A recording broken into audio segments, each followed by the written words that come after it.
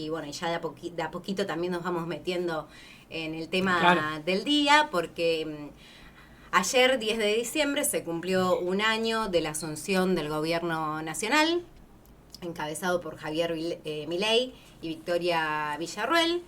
Hemos hablado incansablemente aquí en el programa de las políticas brutales de ajuste que han asumido en distintos sectores, en distintas áreas.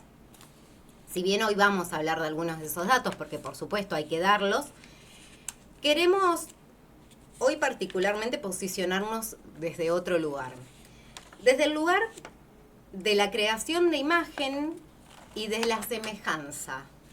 ¿Por qué digo semejanza? Porque hoy no solamente vamos a hablar del gobierno de Javier Milei, sino que vamos a hablar de los dos gobiernos, uno comienza ahora, de un ídolo para Javier Milei, como es Donald Trump. Esa persona que Javier Milei idolatra, que fue en su asunción y que no dejó de decirle lo que lo admira, y que en palabras de Javier Milei, él es uno de los dos mejores presidentes en este momento porque el otro es Donald Trump. Bueno, vamos a analizar esas figuras porque hay coincidencias. Uno dice, ¿cómo llegó Donald Trump y cómo llegó Javier Milei a la presidencia? Porque ambos no tenían una carrera política. O por lo menos, bueno, la carrera política de Javier Milei sabemos que comenzó hace muy poquito, en el 2021, cuando se postula como diputado. Pero fuera de eso, no tenía una carrera política hecha. Y con Donald Trump pasó lo mismo. Y muchos quizá lo olvidarán. Bueno, Donald Trump sabemos que es famoso por ser un empresario. Un empresario que, dicho sea de paso, en los 90 tuvo una gran deuda con muchísimos bancos, quebraron muchas de sus empresas, su imagen por aquellos años había decaído un poco y encontró un lugar para que esa imagen que él supo tener se pueda potenciar y esa imagen lo llevara luego a la presidencia. ¿De qué estoy hablando? De las pantallas, de un reality show. A lo mejor muchos no se acuerdan, pero en los 2000, en 2004 precisamente, es que comienza el reality show El Aprendiz, donde se lo veía allí a un Donald Trump serio, que en un principio iba a ser solamente la persona que dijera quién continuaba y quién no en el certamen, pero que fue asumiendo un rol mayor, denigrando a los participantes, insultándolos y generando una misma competencia entre quienes participaban. Para poner un poco en contexto de qué se trataba este certamen, bueno, distintos aspirantes a empresarios, personas jóvenes que recién empezaban quizás en el mundo empresarial, iban allí para conseguir fundamentalmente el aval de Donald Trump, que el premio de ese certamen, quien llegara al final, iba a tener un premio en dinero, un premio económico, pero a la vez podía ser parte de uno de los proyectos empresariales de Donald Trump, que era fundamentalmente esa la idea de quienes participaban allí. A este reality le fue muy bien, tuvo 14 temporadas, aunque ustedes no lo crean, y allí es donde se potencia esta imagen de Donald Trump. ¿Y por qué recordamos esto ahora? Precisamente porque tanto Donald Trump como Javier Milei, que lo adora, que lo sigue, que lo idolatra, bueno, son personajes que no han estado en la política, sino que han sido mediáticos. Si vamos al caso de Javier Milei, en el 2021, cuando él comienza su carrera como diputado, él comenzó a hacerse famoso a través de las redes sociales. Entonces tenemos por un lado los reality shows, que hoy y siempre estuvieron en los momentos de crisis y distrayendo el foco de la cuestión, y por el otro lado lo tenemos a Javier Milei desde las redes sociales. ¿Por qué traemos este tema? Es comenzar a darnos entre nosotros un análisis de lo que implica, de lo que significa esta palabra que tanto se ha usado el último tiempo para ver, para darle un marco de análisis, una categoría analítica al escenario político actual, que es la figura del outsider, ¿no? Como bien lo dice el concepto en inglés, es aquel que viene de afuera de un determinado ámbito, ¿no? El que estaba a un costado de la discusión de unas determinadas esferas y el que viene de afuera. ¿Mm? En castellano, el que no tenía nada que ver con esto, pero de golpe está acá, bueno, ese vendría. Tomando decisiones, además, que hacen a toda la población. Esta figura de outsider, que aquí la retomamos precisamente porque hay una cantidad de elementos que están unidos, que están enhebrados, concatenados, y que hoy nos convocan a intentar decir, bueno, a ver, ¿por dónde podemos comenzar a pensar alguna cantidad de cosas? Bueno, una es que la presidencia de la Libertad Avanza ayer cumplió 1 año. Esas paradojas de que, bueno, ha sido en el Día Mundial de los Derechos Humanos. Ya hablaremos del tema.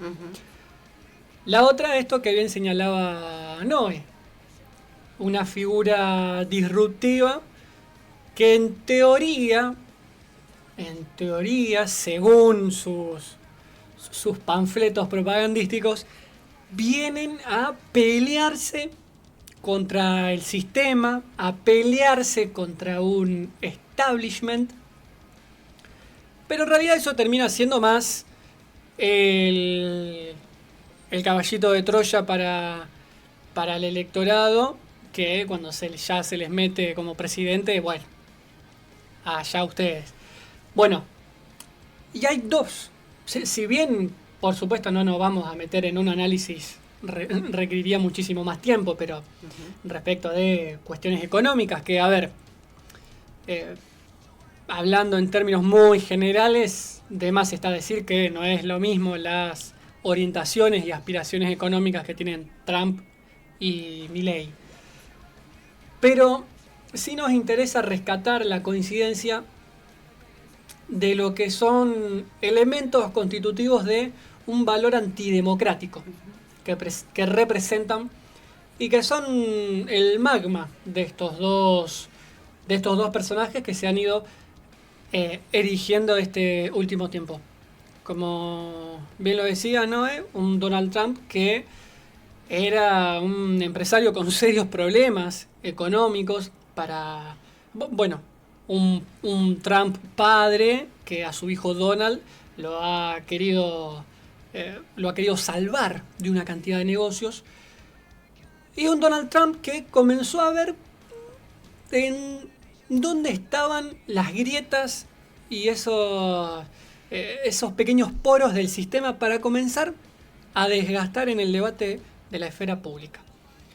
Y dio cuenta que uno era el hecho de que el sueño estadounidense, aunque digan sueño americano como si implicara, ¿no?, de Alaska a la Antártida, uno era el sueño americano, el empresario, ese empresario hostil, ese empresario fuerte que se lleva todo puesto. Y de hecho hasta ha tenido grandes carteleras. Cuando Donald Trump en su programa decía "estás despedido", "you're fired" en inglés. Bueno, comenzó a ver que había algo ahí, que había un aspiracional en el inconsciente, en el imaginario social. Si te parece, graficamos un poco esto. ¿De qué estamos hablando? Le vamos a pedir a nuestro señor operador el primer video para quienes lo están siguiendo en YouTube, lo van a ver en imágenes. Quienes lo escuchan en radio, se entiende, lo van a poder comprender, de todos modos queda en las redes, pero un poco esta era la manera en la cual Donald Trump no solamente comenzó a salvar su imagen, sino que también comenzó a construir a futuro la de un perfil de dirigente político. No tenía expectativas con el aprendiz, solo quería ganar. Donald Trump sería el conductor y seleccionaría a uno de nosotros para ser su heredero. Era una gran propuesta para cualquier joven empresario. Mi primer recuerdo de Donald Trump es cuando nos llevaron a la sala de juntas. En la concepción original del programa, el rol de Donald Trump era realmente pequeño porque él comunicaría la decisión al final del programa. Era algo corto. Pero en la primera sesión de grabación, Trump se salió del guión. Creo que hizo un buen trabajo desacreditando a las personas en sala de juntas. Algunos comenzaban a ceder porque él clavaba su aguijón y tal vez eso era lo que generaba sintonía. Creo que el atractivo del aprendiz era lo que ofrecía. Poder y dinero. Todos querían eso, estar en la posición de decir estás despedido. O ser reconocidos por el hombre poderoso de Estados Unidos y que les dijera, puedes tener éxito en Estados Unidos si pisoteas a las demás personas. Bien, ahí lo que compartíamos es un fragmento de las voces, de algunas de las voces de los participantes que han pasado por el aprendiz, contando cuál era la lógica. Y acá aparecen palabras que uno necesariamente tiene que retomar, como la palabra poder, la palabra éxito. Todo dentro de este reality pasaba por eso, por la aceptación también y por la meritocracia, esta famosa palabra que hoy vuelve de depende de lo que hagas te vas a merecer lo mejor. Entonces la meritocracia acá vuelve a tomar un valor, pero como lo decíamos, nosotros hoy traemos estas dos figuras para analizar precisamente los lazos comunes que los une, y son dos personajes muy característicos, tanto el de Donald Trump como el de Javier Milei. Hay un artículo que recomendamos, un perfil que escribe John Lee Anderson sobre Javier Milei, donde me parece interesante una de las cosas que él remarca. Él dice... él se refiere a Javier Milei como el otro presidente MAGA, usa estas siglas por la famosa frase de Donald Trump de que hagamos grande a Estados Unidos nuevamente. Claro, en inglés sería... dígalo usted, por favor. Claro, este MAGA que la sigla es Make American Great Again. Hagamos a Estados Unidos de América, grande de nuevo. Exacto. Y en esta frase hay un componente en común, porque eso que potencia Donald Trump con esta frase y esa idea de hacer grande a Estados Unidos de nuevo, de que la economía crezca, no va muy alejada de, sí, bueno, con las características, por supuesto, de cada gobierno, pero no va muy alejada del latiguillo de Javier Milei, de que también que la economía crezca, que viene de años de atraso, que la culpa es de los gobiernos anteriores, que él va a terminar con la inflación. Son políticas, vuelvo a repetir, salvando las diferencias de cada uno, muy, muy similares. Y si tenemos que hablar de las similitudes de ambos gobiernos, no podemos dejar de mencionar lo que son la destrucción de las políticas públicas. Recién decíamos, un Donald Trump empresario que en los 90 quiebra gran parte de sus empresas, que luego resignifica su imagen o se relanza, si se quiere, a partir de un reality show que lo posiciona muy bien ante la imagen pública. Esa imagen de ser el que decide quién continúa y quién no, esa imagen seria, imponiendo que todos se pisen la cabeza. Bueno, y eso lo lleva a su primer presidencia, a presentarse a su primer presidencia en los años 2016. Él gana esa primera elección luego de una presidencia de Barack Obama. ¿Y por qué hablamos de la destrucción de las políticas públicas? Porque cuando Donald Trump asume, lo que hace precisamente es arrasar contra muchas de las políticas que Barack Obama llevaba adelante. Vamos a mencionar solamente algunas, pero que me parecen interesantes también para hacer la analogía con el gobierno nacional. Por ejemplo, una de las propuestas que eliminó cuando asumió Donald Trump es... la Casa Blanca anunció en ese momento que retiraba la política del Demócrata, que exigía a los colegios públicos que garantizaran el acceso a baños y vestuarios que coincidan con la identidad de género elegida. Bueno, esta política fue arrasada por Donald Trump, al igual que políticas de salud pública, políticas ambientales. Y me detengo particularmente en la primera, en esta política de género, cuando estamos atravesando un gobierno que desde que asumió bajó de rango los ministerios a secretarías, destruyó todo lo que es el ministerio, lo que era el Ministerio de Mujeres, Género y Diversidad, donde actualmente ha atacado un gran logro, como ha sido el DNI no binario, entre tantas políticas. Si nos ponemos a nombrar todas no hacemos tiempo, pero es un claro ejemplo de las similitudes de ambos gobiernos y el ataque, como mencionábamos, a la salud pública, algo esencial en este caso y trascendental en nuestro país, que ha sido pionero. A ver, ¿cuál es lo interesante de comenzar a ver un poco los hilos, ¿no? En términos más sociológicos sería tomar la punta de un hilo y comenzar a caminar por ese hilo a ver hasta dónde nos lleva, ¿no? El hecho de precisamente cuál es la construcción, por un lado, de la figura pública que hay. Por otro lado, cómo en ese espectro mediático, ese alter ego se iba manifestando, y también a qué tipo de valores, ¿no? Y pretendía contagiar, pretendía que... bueno, el video es muy claro, ¿no? El hecho, quien finaliza ese fragmentito del video que trajimos, que es sobre el documental del aprendiz que condujo Donald Trump, es el hecho de decir, va a haber un punto en el cual un sector social va a querer tener riqueza y un gran poder de decisión.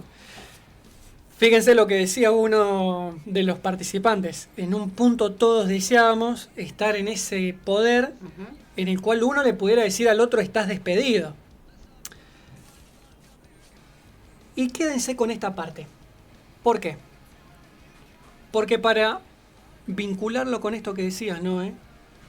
Es ese mismo valor que en términos más subjetivos es el hecho de romper o ir a contramano de un vínculo comunitario, de un sentido de solidaridad.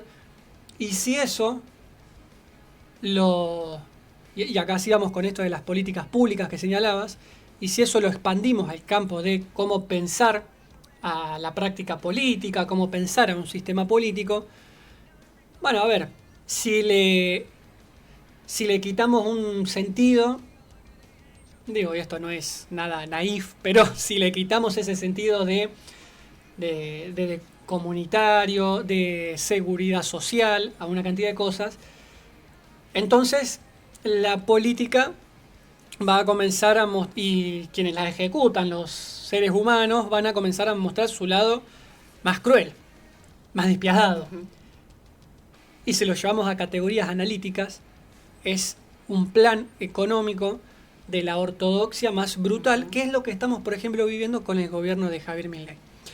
Digo, en Argentina, no por nada, el sistema previsional, por ejemplo, es de una seguridad social solidaria. Está pensada en esos términos. Y traemos esto a colación porque no solo terminó siendo un reality para pasar un poquito el tiempo y divertirse. 14 temporadas tuvo, recuerdo. 14 temporadas. Sirvió para todo esto que veníamos comentando, intentar salvar una imagen pública, construir un futuro candidato en el área de la política. Y traigo a colación, y ahora vamos ya con el siguiente video, en el cual quienes fueron participantes, o algunos de los participantes que terminaron trabajando un tiempo con Trump en alguna de sus empresas, expresaban un poco el temor de que el tipo fuera presidente en su momento en 2016. Exacto. Y retomo un pequeño fragmento del escrito de Umberto Eco, del libro, el primer escrito que tiene en el libro Construir al enemigo, porque es precisamente esto. Lo que dije unos momentitos atrás.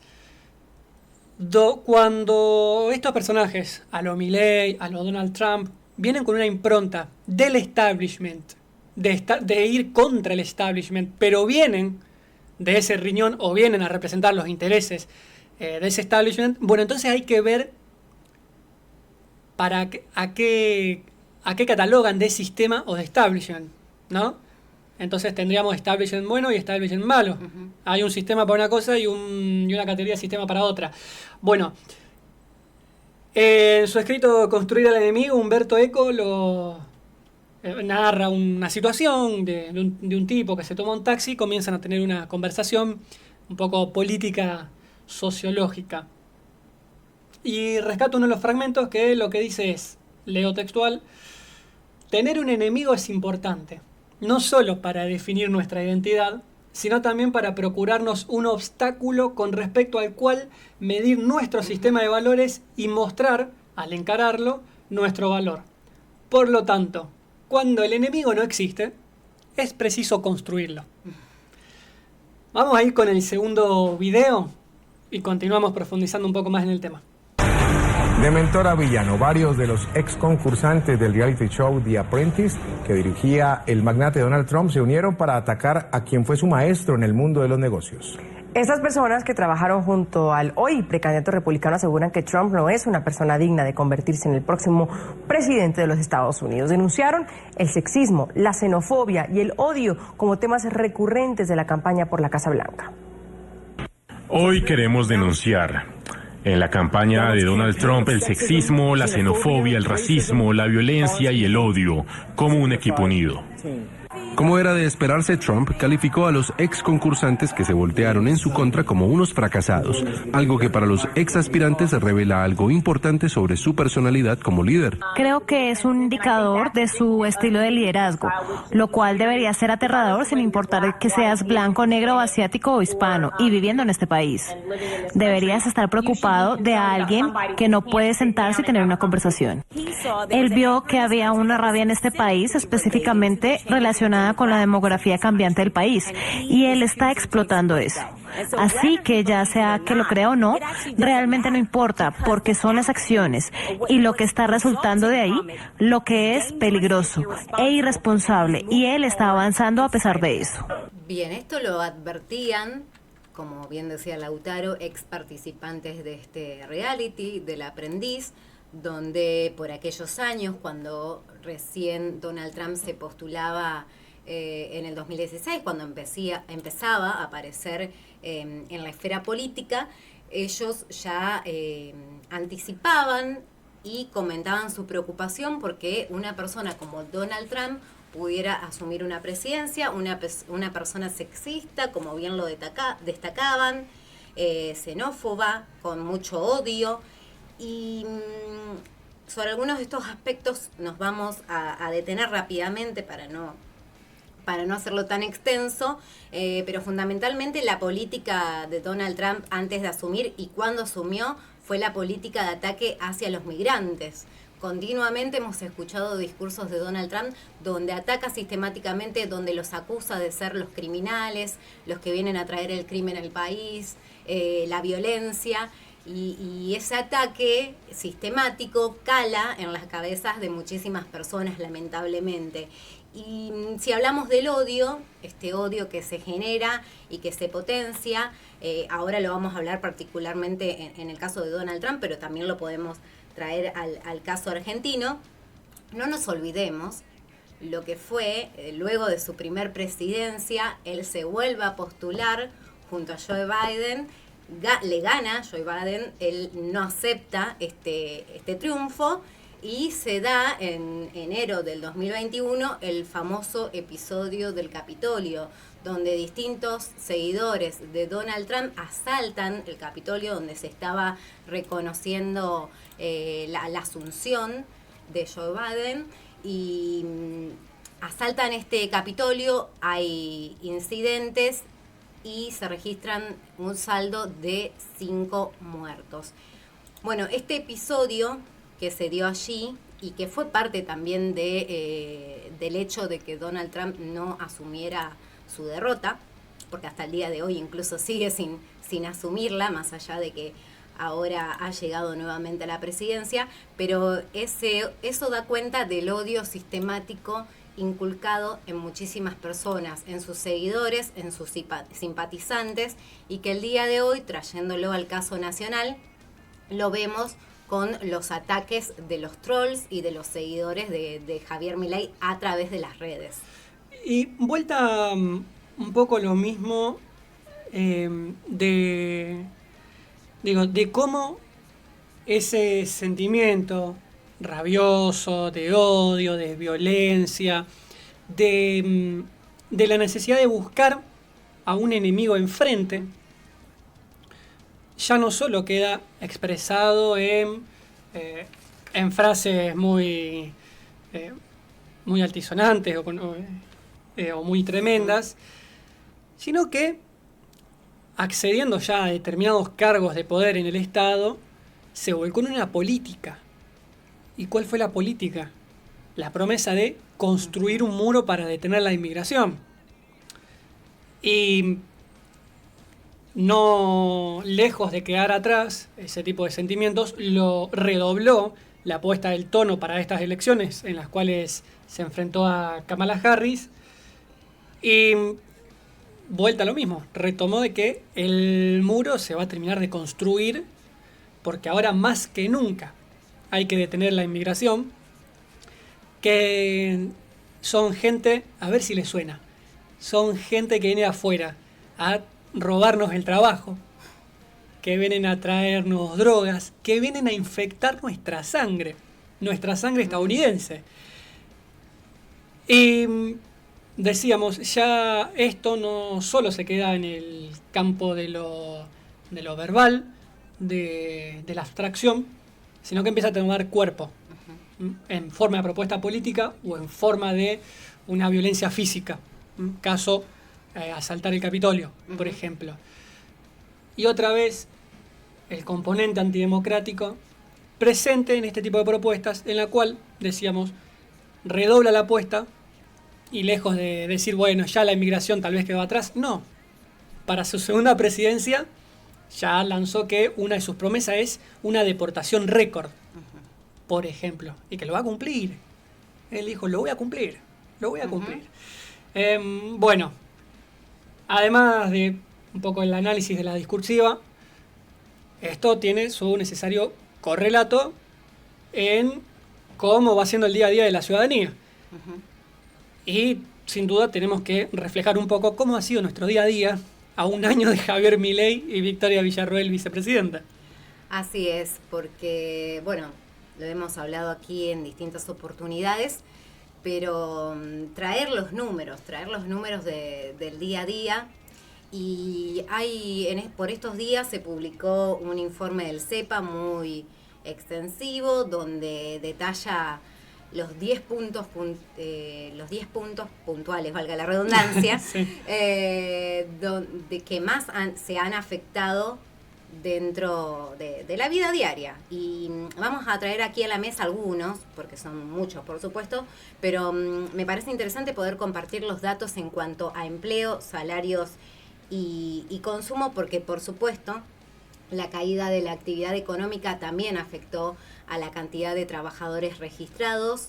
Desde noviembre del 2023 hasta agosto de 2024 se perdieron más de 261.000 puestos de trabajo, según los datos de la Superintendencia de Riesgos de Trabajo.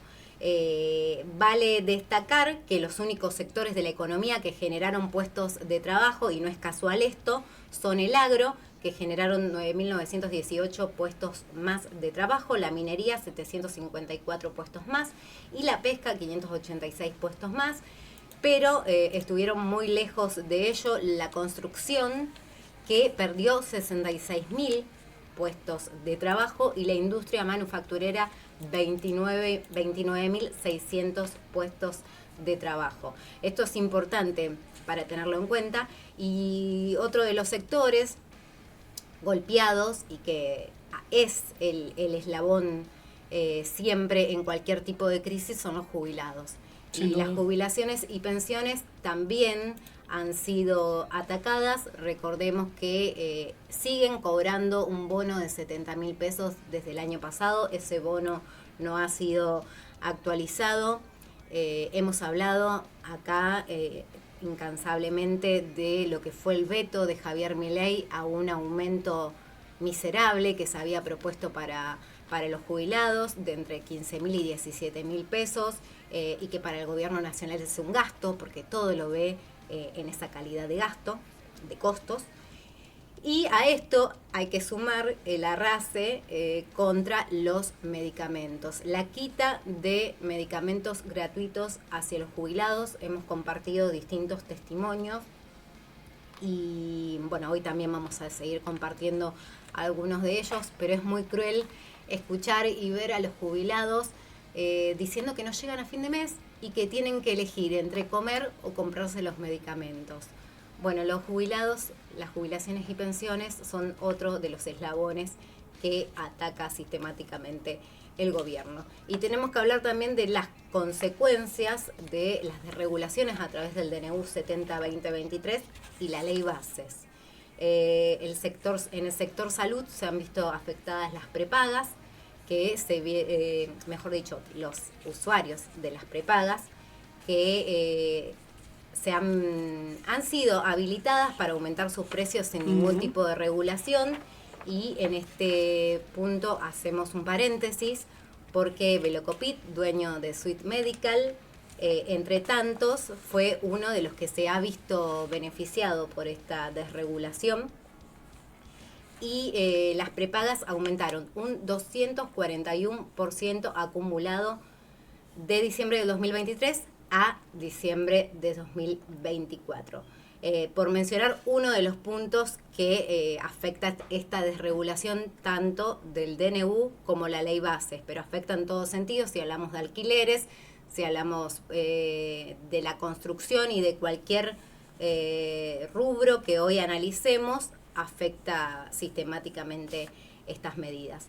Los invitamos a que puedan ver, a que puedan leer este informe pormenorizado del CEPA. Vuelvo a repetir, analiza 10 puntos de esta política nacional, donde precisamente no deja ningún punto sin atender y detalla con números muy claros, porque a veces parece que son necesarios los números, para cuando no alcanza a ver a la persona que tenés al lado, que no llega a fin de mes, que las tarifas de todos los servicios les aumentan, que no tienen para pagar un medicamento. Bueno, al parecer los números son necesarios para traer a colación esa realidad tan cruel.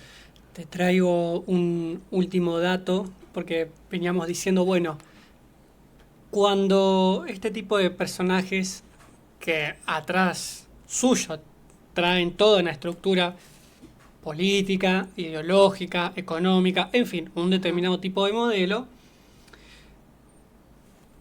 ¿a qué le hablan cuando hablan de voy a ir contra el establishment, contra la casta, contra el sistema, contra los que perjudican a Estados Unidos, contra, bueno? Luego de esa construcción de ese enemigo, es importante ver hacia dónde marchan esas políticas públicas para también ver cuál es el horizonte, el objetivo que tiene esto. Y bien dabas cuenta de unos poquitos sectores beneficiados, cada vez menos, el costo social del equilibrio, de la macro, de las cuentas ordenadas, es altísimo, es básicamente más de medio país afuera.